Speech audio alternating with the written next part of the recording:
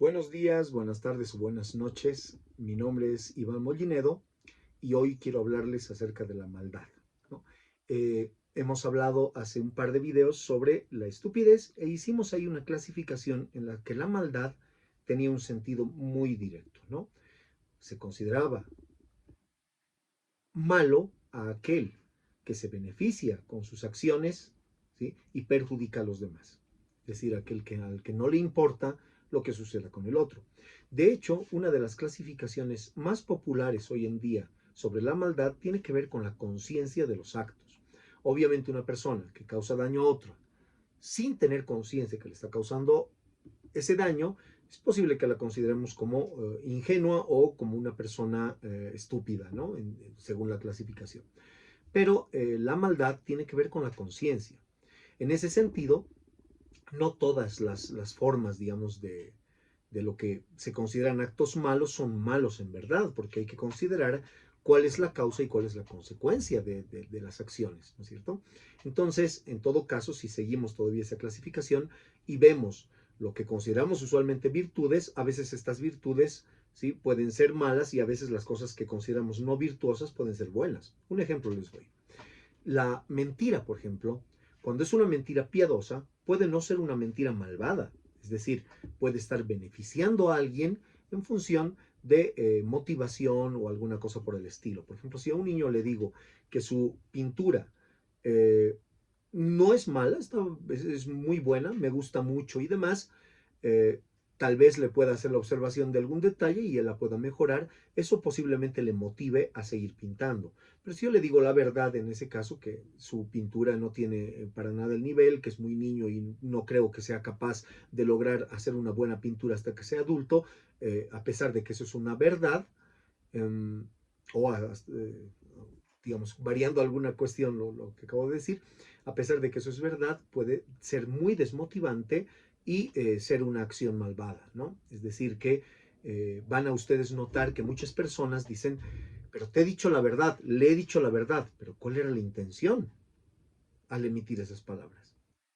Cuando la intención conscientemente es lastimar, degradar, ¿sí?, herir, ¿sí? Ese tipo de cosas pues son acciones que podríamos considerar malas, ¿no? ¿Por qué? Porque el fin es destructivo.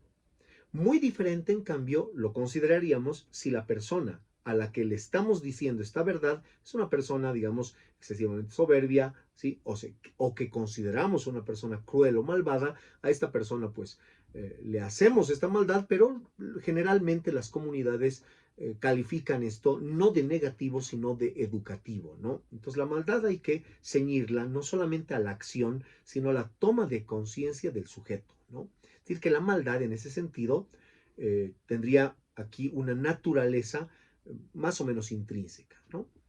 ¿Por qué les digo esto? Porque a lo largo de la filosofía no siempre la maldad ha tenido esta naturaleza intrínseca, ¿no?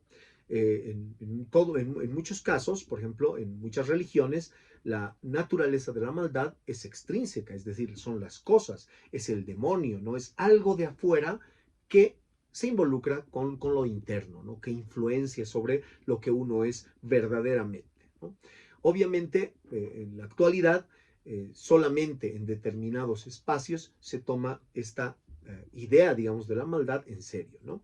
Para la ciencia, en todo caso, la maldad, por lo menos estudiada desde el siglo XIX y el siglo XX, que es la época en la que más se han hecho estudios acerca de la conducta humana, hay, digamos, una doble vertiente, una biologicista y otra culturalista, ¿no? O podríamos decir una cientificista y la otra culturalista. Cualquiera de las clasificaciones es correcta, ¿no? Pues se han encontrado algunos elementos en la biología, se han encontrado elementos en la psicología y se han encontrado elementos en la sociología que pueden explicar en gran medida algunas de los actos que nosotros consideramos malvados o algunas de las características o tipologías de las personas que consideramos malvadas, ¿no? Desde el punto de vista de la biología, por ejemplo, se sabe que hay determinadas cadenas de aminoácidos o determinadas sustancias, ¿no? Como hormonas, ¿sí? O sustancias químicas como la dopamina, la oxitocina, que tienen que ver con la conducta humana. Entonces, no voy a entrar en detalles ahora aquí sobre esto, podríamos hacerlo más adelante, pero este tipo de alteraciones orgánicas pueden determinar muchísimo acerca de la conducta y pueden determinar el que los demás vean al sujeto errático, ¿sí? Por alguna afección, como un sujeto malvado. Este es el caso, por ejemplo, de las esquizofrenias, ¿no? O el caso de lo que nosotros llamaríamos la conducta psicopática. En todo caso, todas las personas han tenido alguna vez en su vida acciones que podríamos tipificar malas sin ser las personas malvadas en sí mismas, ¿no? Entonces, ¿qué es una persona malvada? Igual que una persona feliz, ¿no? Una persona feliz va a ser una persona que tiene varios momentos de dicha, de satisfacción, de tranquilidad, qué sé yo, de acuerdo a qué es lo que consideramos nosotros felicidad. Lo mismo, ¿no? Una persona va a ser malvada en función de lo que consideremos que es una persona malvada, ¿sí? Una persona malvada no puede ser aquella que ha cometido un acto de maldad, ¿sí? Tiene que ser una persona que conscientemente, ¿sí? Comete sucesivamente actos de maldad o ante la presencia, ante la idea de que está cometiendo alguna maldad o habiendo visto las consecuencias de esto, lo sigue haciendo, ¿no?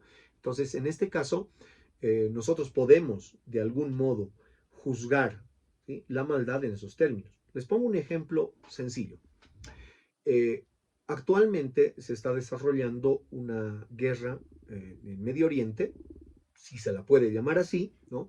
El ejército israelí ha atacado Gaza con un saldo lamentable de víctimas civiles, que en realidad yo no sé más bien si hay datos sobre víctimas militares, porque esto a las claras, según las definiciones de los organismos internacionales, sería un genocidio, ¿sí?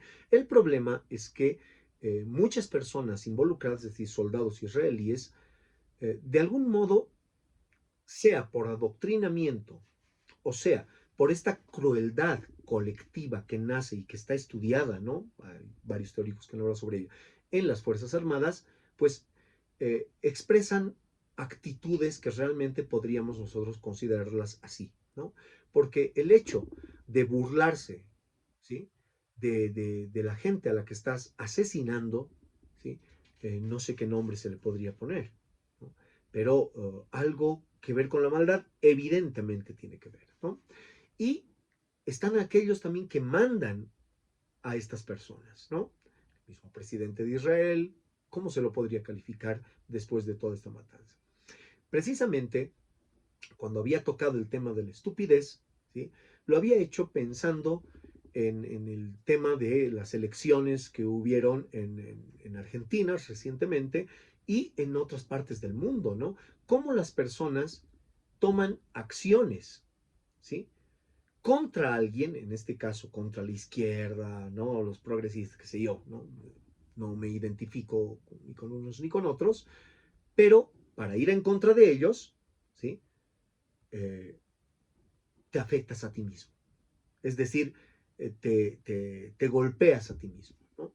A las claras, Milei lo que estaba señalando con su programa de gobierno era la afectación de millones de personas. ¿Por qué estas millones de personas lo hacen aún? Es decir, cierto que han sufrido probablemente malos gobiernos, que han hecho X y Z cosas, pero querer lastimar a estos poniendo una alternativa peor podría ser insensato. Por ahí me equivoco en el análisis, pero si es que las cosas son como las estoy proponiendo, diríamos que la masa se ha estupidificado, ¿no? Parecido al problema que hubo en la Alemania nazi. En todo caso, en la Alemania nazi no solamente hubo estupidez, ¿no? La maldad, la maldad que consabida, ¿no? Efecto del racismo, el asesinato, la crueldad contra una población y demás, se está volviendo a repetir, ¿no? Y en nuestra vida, en la vida cotidiana, lamentablemente no tenemos en este momento frenos para prevenir o reducir la maldad como se hacía antes, ¿no? Las religiones tuvieron un papel importantísimo en la contención de los sujetos hacia la maldad. Lo que podemos ver nosotros con los estudios recientes sobre la maldad es que la maldad es contagiosa.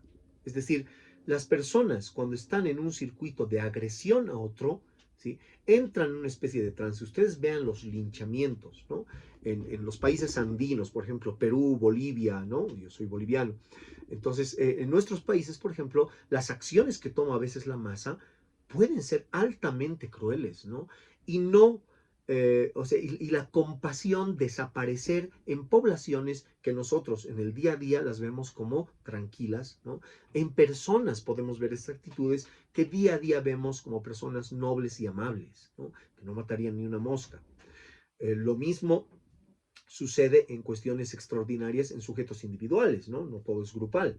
En sujetos individuales, una tensión llevada al máximo, la presión o el estrés puede determinar una conducta altamente agresiva y cruel, ¿no?, de la persona afectada. Entonces, eh, hay mucha tela que cortar, digamos, en este tema, y lo que a mí me gustaría es que ustedes puedan hacerme algunos comentarios con este tema que acabo de iniciar para que veamos algo más sobre la maldad. Según lo que estoy viendo, mi tiempo ya más o menos ha llegado a su fin.